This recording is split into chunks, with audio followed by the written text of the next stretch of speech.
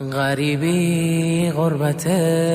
شام و یمن نیست، غریبی دوری از شهر و وطن نیست، غریبی کنج لحد و زیر خاک است که آنجا جز من و